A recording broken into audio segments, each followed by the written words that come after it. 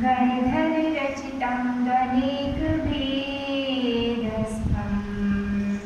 अङ्गाङ्गुबाह्यभागे मनन्त्यविषयं नमस्यामि।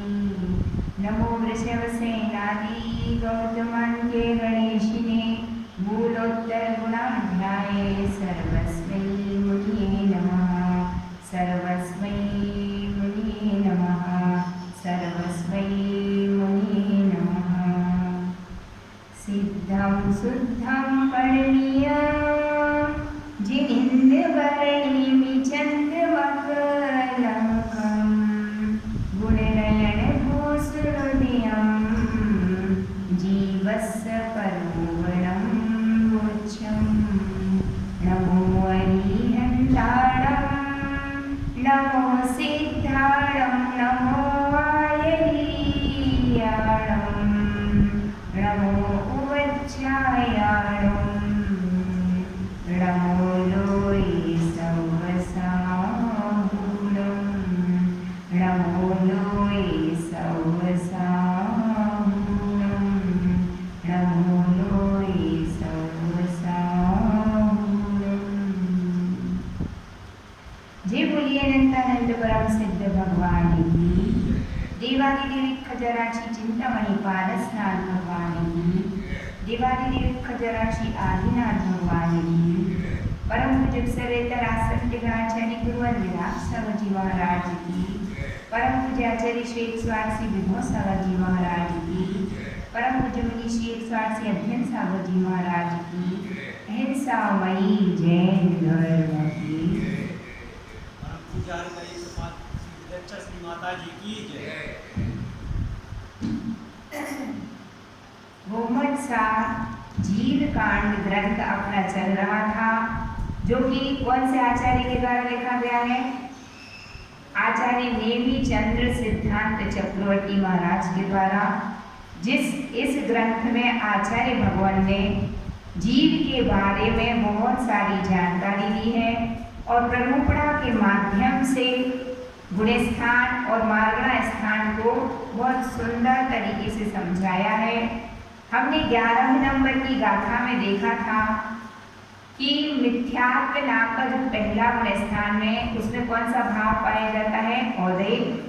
तो भाव क्या होता है? सबसे पहले हम इस बात को समझ लेते हैं। भाव किसे कहते हैं?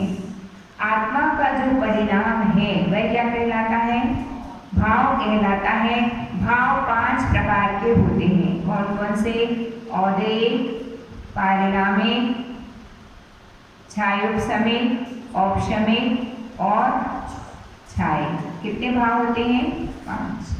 तो सबसे पहला औदयिक भाव होता है। और औदयिक भाव किसे कहते हैं? जो किसी भी कर्म के उदय से होता है वह क्या कहलाता है? औदयिक भाव। कौन सा भाव? औदयिक भाव। दूसरा होता है औदयिक भाव। दूसरा होता है पारिणामिक भाव। कौन सा भाव? हाँ, पारिणामिक भाव का मतलब है जो स्वभाव स्वरूप है, कर्म के उदय, उपशम, क्षय, क्षयोपशम से नहीं होता है, वह कौन सा भाव कहलाता है? पारिणामिक भाव। इसके बाद तीसरा होता है औपशमिक भाव। औपशमिक भाव किसे कहते हैं? जो कर्म के उपशम से होता है उसको कौन सा भाव कहते हैं? औपशमिक भाव। उसके बाद होता है छायोपशमिक भाव, जो कर्म के क्षयोपशम से होता है। किससे होता है? क्षयोपशम से। उसको क्या कहते हैं? छायोपशमिक भाव। और जो कर्म के क्षय से होता है वह भाव कौन सा कहलाता है? छायिक भाव। हम जितने भी संसारी प्राणी हैं उनके कौन से भाव चल रहे हैं अभी? औदयिक भाव और छायोपशमिक भाव, है ना? ना तो अपने पास अभी औपशमिक भाव है, न छायिक भाव है, और पारिणामिक भाव कौन से है? पारिणामिक भाव जीवत्व गुण जो है 3 पारिणामिक भाव की चर्चा की गई शास्त्र में। कौन कौन से? भव्यत्व, जीवत्व और अभव्यत्व। तो हम भव्य भी हैं और जीव भी हैं, इसलिए कौन से भाव हो गए हमारे पास? 2 जीवत्व और भव्यत्व, है ना, भव्य भी है और जीव भी है, ठीक है। तो ये भाव अपने पास पाए जाते हैं। तो किस किस गुण स्थान में कौन सा भाव होता है, इस बात को आचार्य नेमिचंद्र सिद्धांत चक्रवर्ती महाराज ने बतलाया है। वे कहते हैं मिच्छे खलु उदयो, मिथ्यात्व गुण स्थान में कौन से भाव हैं, औदैहिक भाव। मिथ्यात्व कर्म के उदय से जीव मिथ्या दृष्टि होता है। कौन से कर्म के उदय से, मिथ्यात्व कर्म के उदय से। अब आपको इस बात को समझाने के लिए हम एक उदाहरण देते हैं। कोई व्यक्ति था, धर्म की राह पर लग गया। किस पर लग गया, धर्म की राह पर लग गया। उसने व्रत नियम संयम इत्यादि पालना प्रारंभ कर दिए, संयम पालना प्रारंभ कर दिया, आराधना चल रही, साधना चल रही, परंतु अचानक क्या हुआ कि संयम छोड़ करके चले गए। पूछा क्या भैया क्यों छोड़ा, उन्होंने क्या कहा कि सर्वज्ञ की देशना में मुझे क्या है, संशय उत्पन्न हो गया है। किसकी देशना में, इसका मतलब है कि उस जीव ने जो व्रत नियम संयम को पालन करता रहा, उसके अंदर कुछ श्रद्धा जगी इसके ऊपर, जिनेंद्र प्रणीत जिन धर्म के ऊपर, लेकिन कौन से कर्म का उदय आ गया, मिथ्यात्व कर्म का उदय आ गया, है ना। प्रति क्षण यह जीव अनंत कर्मों का बंध करता है। कितने कर्मों का, अनंत कर्मों का बंध करता है। और जब कर्मों का बंध होता है तो उसकी निषेक रचना बनती है। क्या बनती है, निषेक रचना। ऐसे ही कर्मोदय में नहीं आ जाते, ये बन गए और उदय में आ गए, है ना। उसकी क्या होती है, ये निषेक रचना होती है। मतलब जो कर्म परमाणु रहते हैं, कैसे उदय में आना है, ये कर्म परमाणु फिक्स हो जाते हैं, है ना। और अभी जो कर्म परमाणु उदय में आ रहे वो सब तो अच्छे श्रद्धा रूप थे, तो कोई गड़बड़ नहीं हुई। और एक कर्म का परमाणु ऐसा, एक निषेक ऐसा उदय में आया। कौन सा निषेक था वह, मान लीजिए कि मिथ्यात्व का निषेक। किसका निषेक था, और जैसे ही उदय में आया तो बुद्धि कैसी हो जाती है, उलट पुलट हो जाती है। लोग परस्पर में चर्चा करते हैं, अरे वो तो कितने बड़े विद्वान थे, है ना। और विद्वान के साथ साथ उनका संयम बहुत अच्छा था, चर्या बहुत अच्छी थी। अचानक से क्या हो गया, तो अचानक से क्या हो गया, आपके कर्म का उदय आ गया। कौन से कर्म का, मिथ्यात्व कर्म का उदय आ गया। अथवा किसी के चारित्र मोहिनी कर्म का उदय आ गया, किसी के दर्शन मोहिनी कर्म, मिथ्यात्व उदय यानी दर्शन मोहिनी कर्म का उदय आ गया। और जीव अपने स्थान से क्या हो गया, पतित हो गया। अभी तो गाड़ी कैसी चल रही थी, आगे आगे की ओर बढ़ती जा रही थी, लेकिन कर्म के उदय ने क्या लगा दिए, ब्रेक लगा दिए आपकी गाड़ी जो चल रही थी। जैसे कि मान लीजिए आप एक गाड़ी से जा रहे हैं, 4 व्हीलर से कहीं, और मान लीजिए रोड भी अच्छा है, आपकी गाड़ी भी अच्छी है, पेट्रोल भी डला हुआ है, और गाड़ी कैसी चल रही है, अच्छी फास्ट चल रही है। लेकिन मान लीजिए रास्ते में कहीं कोई कील वगैरह हो और टायर पंचर हो जाए, तो फिर क्या होगा। अभी तक तो बहुत फास्ट चल रही थी, और बीच में क्या हो गया, जैसे ही टायर पंचर हुआ तो गाड़ी वहीं रुक जाती है। तो आपको समझ में आया, एक जरा सी कील या पत्थर ने आपकी गति को क्या कर दिया, अवरुद्ध।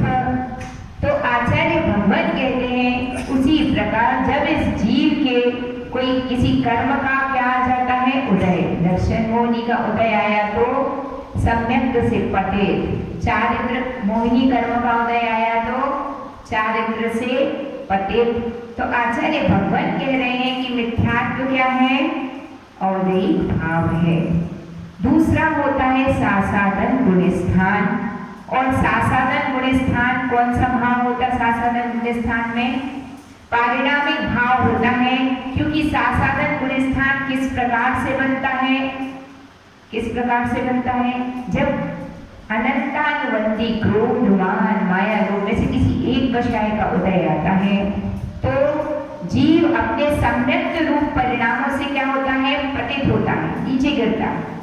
और अभी मिथ्यात्व में आया नहीं, ऊपर से तो गिर गया और जमीन पे आया नहीं, तो बीच की जो अवस्था है वह कौन सा गुण स्थान है, सासादन। कौन सी है, सासादन का मतलब होता है जो आसादना से सहित है, वह गुण स्थान कौन सा है, सासादन। तो उसमें कौन सा भाव है, किसी कर्म के उदय से वह गुण स्थान से पतित तो हो सकता है, लेकिन जो बीच की अवस्था है वह किसी कर्म के उदय से नहीं है ना। जो बीच की अवस्था है वो सासादन गुण स्थान कहलाता है। क्रोध का तो उदय आया तो वहां तो और एक भाव चल रहा है, लेकिन उदय आने के बाद जो कार्य हुआ वह कार्य किसी कर्म के उदय से नहीं हो रहा, अब नेचुरल प्रोसेस है। इसका भी हम आपको एक एग्जाम्पल देते हैं। जब तक आम के पेड़ पर आम लगा हुआ है तब तक लगा हुआ है, उसको तोड़ने के लिए क्या किया, आपको एक पत्थर मारना पड़ा है ना।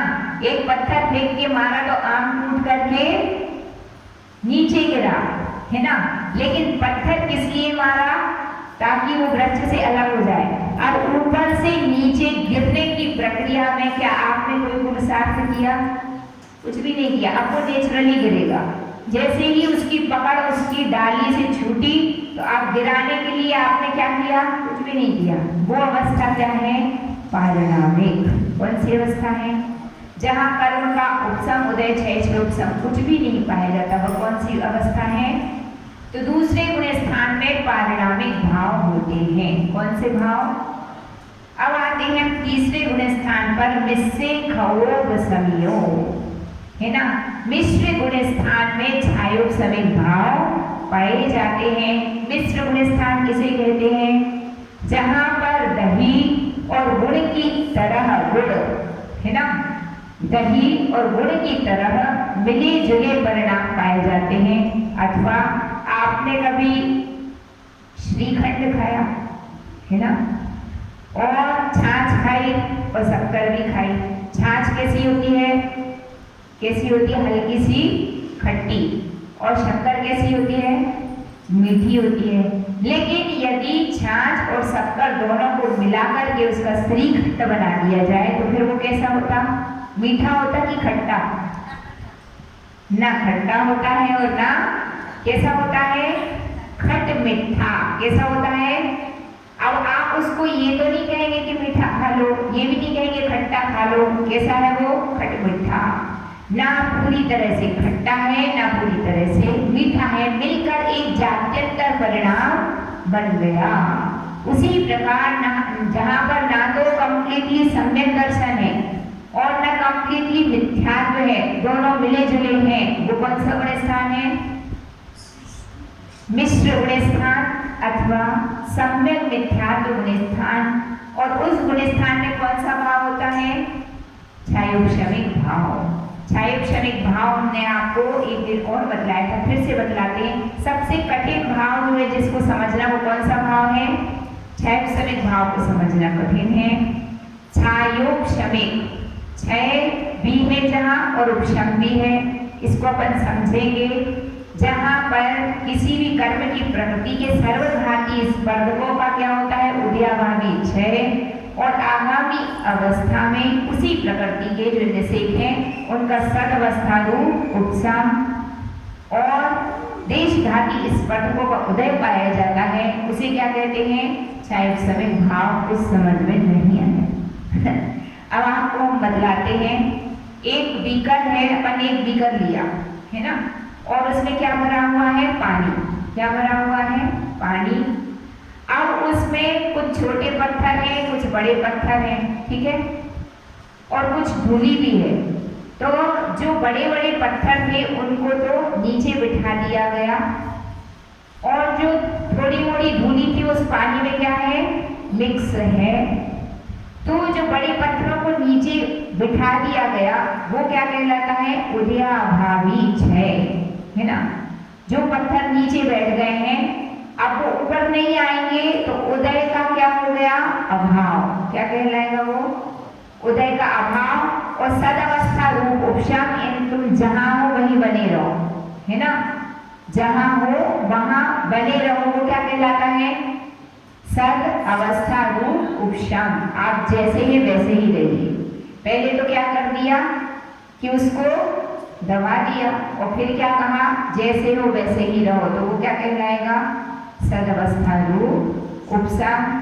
और जो देश घाती स्पर्धक है उनका उदय, मतलब जो धूली है वो पानी में मिक्स है, तो वह क्या कहलाता? देश घाती स्पर्धक। यानी मोटी अशुद्धि को तो नीचे बिठा दिया और जो सूक्ष्म धूली है वो उसमें मिक्स है, तो देश घाटी का क्या है? उदय है, यानी पानी में मिली हुई है।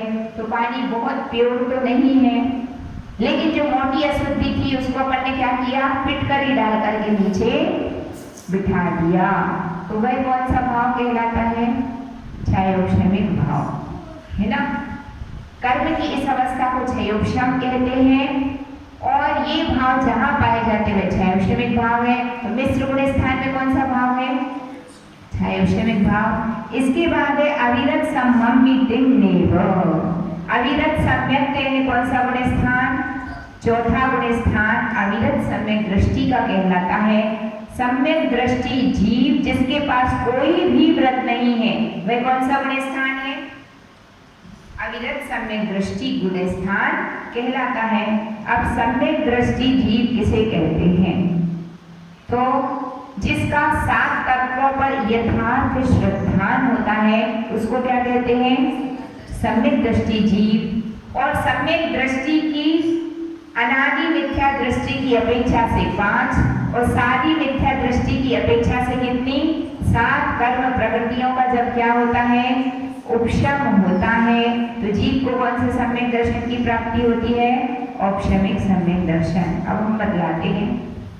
चारित्र मोहिनी की कौन सी प्रकृतियां? 4। अनंतानुबंधी क्रोध, मान, माया, लोभ, 4 हो गई। और दर्शन मोहिनी की कौन सी? एक मिथ्यात्व प्रकृति। कितनी हो गई? 5।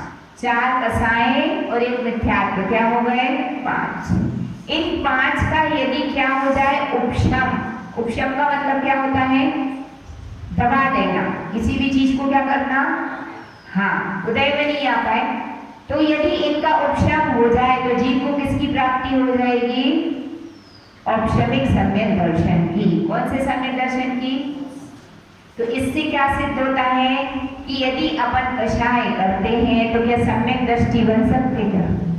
है, क्योंकि इनको दबाएगा जो वही सम्यक दृष्टि बनेगा। और अगर आपने क्रोध, मान, माया, लोभ अनंतानुबंधी वाला नहीं दबाया तो क्या आप सम्यक दृष्टि बन सकते क्या? नहीं। दूसरी बात, मिथ्यात्व को भी क्या करना पड़ेगा? उपशम करना पड़ेगा, तो आप क्या बन पाएंगे? सम्यक दृष्टि। तो अपने को इस बात का ध्यान रखना चाहिए, यदि आप सम्यक दृष्टि बनना चाहते हैं तो एक म्यान में 2 तलवारें रह सकती नहीं है। कोई व्यक्ति ये कहे कि हमें तो गुस्सा आता तो आने दो, क्रोध, मान आता तो आने दो, माया, लोभ सब होने दो, है ना, लेकिन हम फिर भी क्या है? तो सम्यक दृष्टि ही है। तो क्या ये संभव है क्या? नहीं है। कौन सी कसाय को आपको कंट्रोल करना पड़ेगा? अनंतानुबंधी क्रोध, मान, माया, लोभ। अब अनंतानुबंधी क्रोध, मान, माया, लोभ किसे कहते हैं? तो पत्थर पे खींची हुई रेखा। किस पर खींची? एक रेखा होती है, आप पत्थर पे खींचो, है ना, तो एक बार खींच दी तो कोई मिटने वाली नहीं। कब तक नहीं मिटेगी? अनंत काल, बहुत लंबे समय तक चलेगी, ठीक है। और एक होती है लकड़ी पर आप एक रेखा खींचो तो वो थोड़ी कम समय तक चलेगी, ठीक है। और एक रेखा वह होती है जो आप रेत पर खींचो, तो रेत पर यदि आपने एक रेखा खींची तो क्या होगा? कुछ समय बाद वो मिट जाएगी। और यदि पानी पर रेखा खींचो तो यहाँ खींची और वहां खत्म। जितनी देर आपकी लकड़ी फिरी उतनी देर तो लगता है कि रेखा बन गई और समाप्त। ऐसी कसाई किसकी होती है? मुनि राजाओं की। किसकी होती है ऐसी कसाई? मुनि राजाओं की। और रेत पे खींची हुई रेखा की तरह कसाई किसकी होती है? जितने भी प्रतिमाधारी हैं, 1 से लेके 11 प्रतिमाधारी, क्षुल्लक, हेलक आदि का माता है, सबकी कसाई किसकी तरह होती है? रेत पर खींची हुई रेखा की तरह। और आगे बढ़िए, तो जो व्यक्ति की कक्षाएं क्या होंगी? संचलन, तो पानी पे खींची हुई रेखा की तरह। फिर प्रत्याख्यान कषाय तो रेत पर खींची हुई रेखा की तरह। आगे अप्रत्याख्यान कषाय जो कि किस पे? लकड़ी पर खींची हुई रेखा की तरह। वह कषाय किसके पास होती है? सम्यक दृष्टि जीव के पास। किसके पास? किसकी तरह? लकड़ी पर खींची हुई रेखा की तरह। और जो मिथ्या दृष्टि है उसकी कषाय कैसी है? ये पत्थर पर खींची हुई रेखा की तरह है। मैं मर तो जाऊं तो मर जाऊं, शरीर के टुकड़े टुकड़े हो जाए तो हो जाए, लेकिन तेरी दहलीज पे मैं पैर, ऐसा पैर बांध लिया। किससे? किसी पराये से नहीं, अपने ही भाई से। क्यों बांध दिया? जमीन जायदाद का झगड़ा हो गया था, है ना? तो ऐसे पैर कभी बांधना चाहिए क्या? देखिए, अगर हम यह जिंदगी जी रहे हैं तो राग द्वेष से रहित नहीं है, कसायों से रहित नहीं है, लड़ाई झगड़ा हो भी सकता है, लेकिन हो गया तो कोई बात नहीं। लेकिन क्या करना? तुरंत ही प्रेम भाव, मैत्री भाव, वापस से दोस्ती कर लो। यदि दोस्ती कर ली तो क्या होगा? बच गए। और आपने कसाय बांध करके रखी तो क्या होगा? क्या होगा? उसका परिणाम अनंत काल तक इस जीव को संसार में परिभ्रमण करना पड़ेगा और दुखों को भी सहना पड़ेगा। तो यदि आप सुख चाहते हैं और संसार परिभ्रमण से भी बचना चाहते हैं तो क्या करना चाहिए? कभी क्रोध आ भी जाए, किसी से लड़ाई झगड़ा हो भी जाए तो तुरंत क्या करना चाहिए? उसको क्षमा कर दीजिए। गलती किससे नहीं होती? आपसे कभी गलती होती क्या? कोई नहीं होती। रविंद्र का कहना है मेरे से तो नहीं होती है।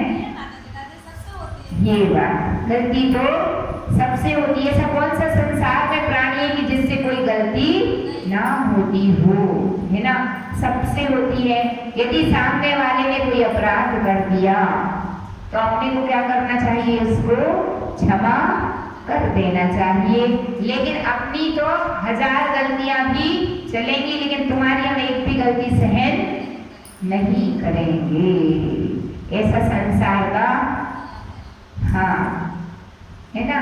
संसार में प्रत्येक प्राणी क्या चाहता? मैं तो कुछ भी गलती करूं तो मेरे तो कोई गलती ही नहीं है, और दूसरा यदि एक भी करे तो हम उसको सहन नहीं कर पाते। तो इसका मतलब क्या है? आपके अंदर किसकी कमी है?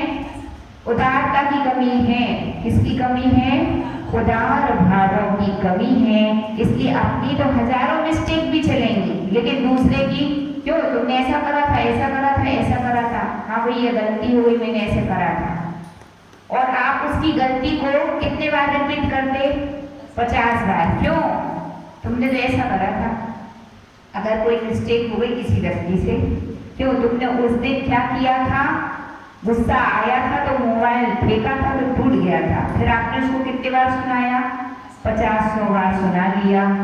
तो इसका मतलब है कि यदि किसी से मिस्टेक हो जाए एक भी, तो दुनिया क्या करती है? उसकी निंदा करती है, सब में प्रचार और प्रसार करती है। लेकिन हम यह भूल जाते हैं कि एक उंगली अगर आप दूसरे पर उठाते हो तो क्या होगा? 3 उंगलियां किसकी ओर है? अपने ऊपर है। यदि ये 1 गुना बुरा है तो मैं कितने गुना बुरा हूँ? 3 गुना ज्यादा बुरा हूँ। लेकिन दूसरों के दोषों को देखने से पहले अपन क्या करते हैं? कुछ विचार नहीं करते, बस उठाई जीभ और किससे पटक गई? बुंदेलखंडी कहावत है कि उठाई जीभ तरुआ से पटक गई। मतलब यह नहीं सोचा कि यह बात यदि हम बोलेंगे तो सामने वाले के हृदय को ठेस पहुंच सकती है। यदि इतना विचार हम करने लग जाएं तो हम एक बहुत अच्छे इंसान बन सकते हैं। वास्तविक स्थिति यह है कि भगवान बनना बहुत बड़ी बात है, अपन एक बहुत अच्छे इंसान भी बन पाते नहीं है। यदि अपने अंदर इतनी उदारता आ जाए तो क्या बन जाएंगे? भगवान तो जब बनोगे, एक अच्छे इंसान तो अपन बन ही सकते हैं। और जो अच्छा इंसान बन गया वो एक दिन क्या बनेगा रविंद्र? भगवान बनेगा। भगवान बनने के पहले क्या बनना जरूरी है? एक अच्छा इंसान बनना बहुत जरूरी है। तो पढ़ तो रहे जीव कांड, गुम्मट सार जीव कांड, परंतु हर गाथा हर वाक्य यदि उसकी गहराई में उतरे तो उससे हमें क्या मक्खन मिलता है? तो यही मक्खन मिलता है कि जो पढ़ा है, जो कहा जा रहा है, उसको क्या करें? हम मथें और मथ करके कुछ मक्खन निकालें तो पढ़ना क्या हो जाएगा? सार्थक। तो जो अविरत सम्यक दृष्टि रहता है उसके पास क्या होता है? यदि वह मिथ्यात्व और चार कषायों का उपसम कर लेता है तो कौन सा सम्यक दृष्टि बनेगा? औपशमिक सम्यक दृष्टि। यदि वह अनंतानुबंधी क्रोध मान माया लोभ मिथ्यात्व सम्यक मिथ्यात्व सम्यक प्रवृत्ति इन 7 या 5 प्रवृत्तियों का क्षयोक्षम करता है तो क्या बनेगा? क्षयोक्षमिक सम्यक दृष्टि। यदि वह इन 7 कर्म प्रवृत्ति या 7 कर्म प्रवृत्तियों का क्या करेगा? क्षय करेगा तो क्या बनेगा? क्षय सम्यक दृष्टि बनेगा। आज एक बहुत अच्छी बात हम आपको बतलाने वाले हैं। सबसे पहले इस जीव को जो सम्यक दर्शन होता है वो कौन सा होता है? औपशमिक सम्यक दर्शन। और औपशमिक सम्यक दृष्टि ही क्या बनता है? छायोक्षमिक सम्यक दृष्टि। और छायोक्षमिक सम्यक दृष्टि ही क्या बनता है? छायिक सम्यक दृष्टि। कोई सोचे कि अब डायरेक्ट छायिक सम्यक दृष्टि बन जाए तो पॉसिबल नहीं है।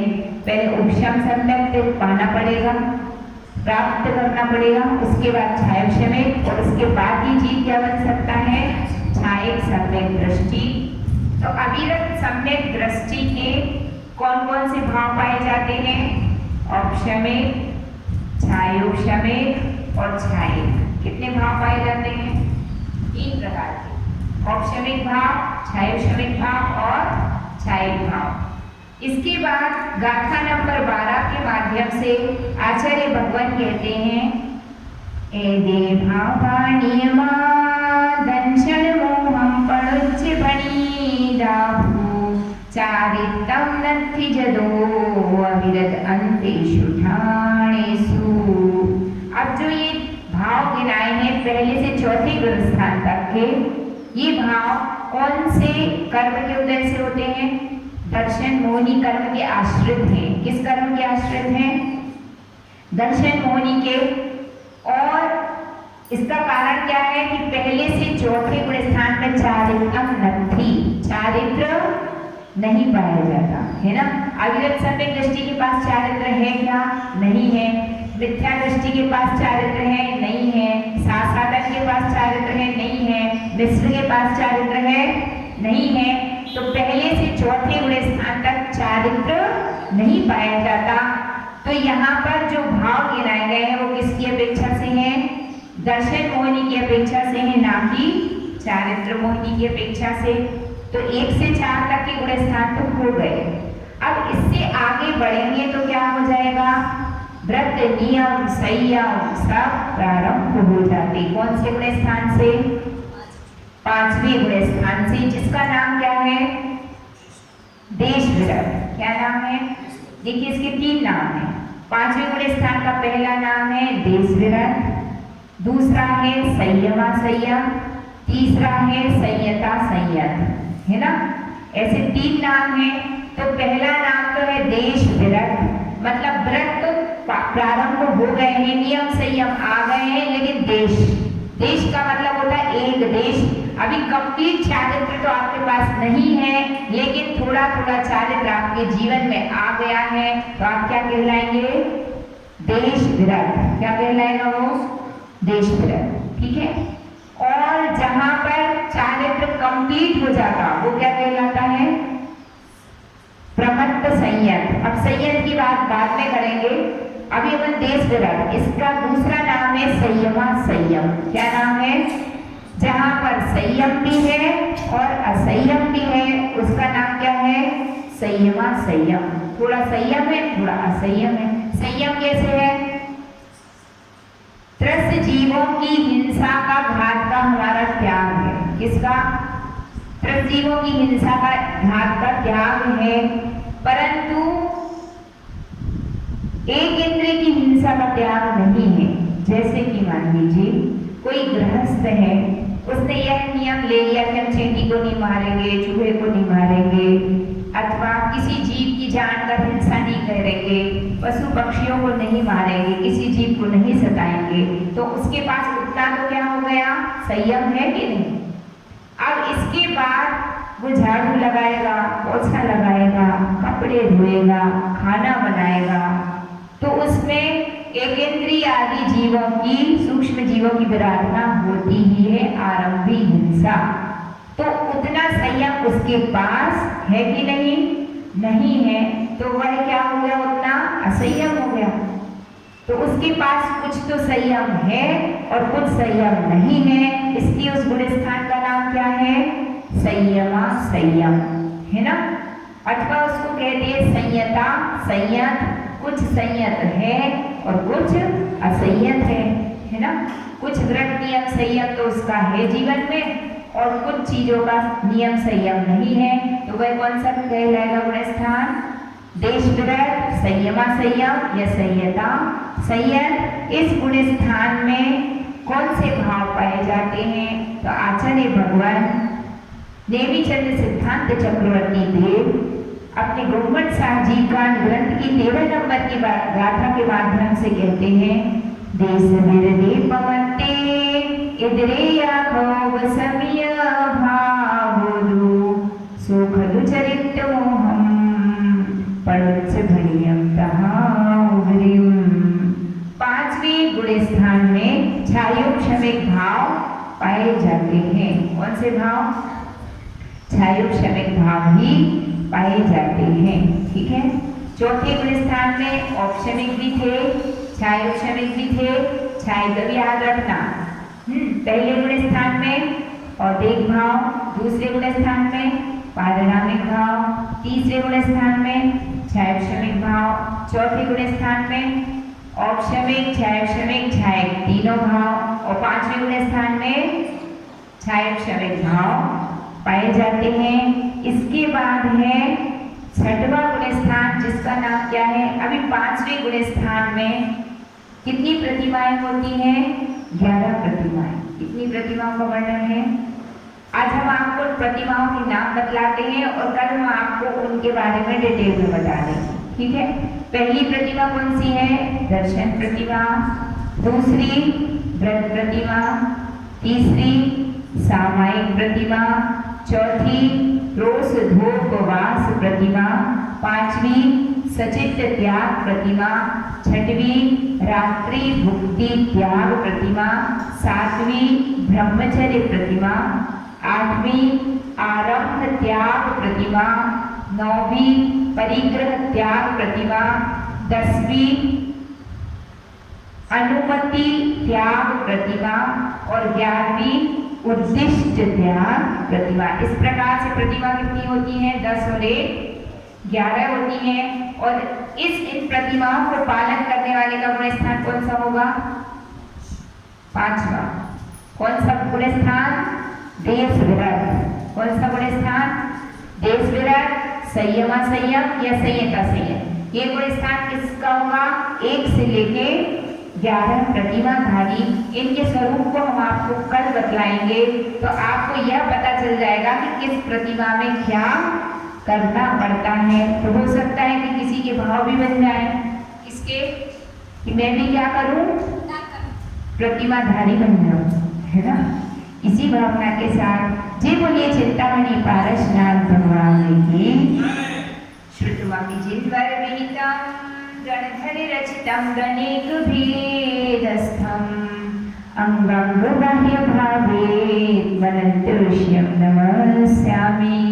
नमो वृषभसेनादि गौतमान्ते गणेशिने मूलोत्तर गुणाध्याये सर्वस्मै मुनिये नमः।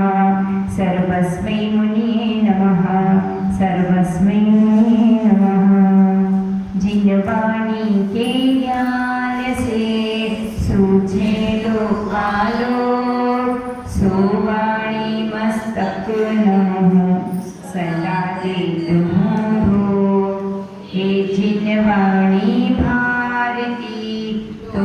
जपो दिन रे जो तेरी शरणा गहे सो पावे सुख चैन देव भजो अरिहंत स्तुत गुरु सेवा निर्ग्रंथ दया धर्म पालो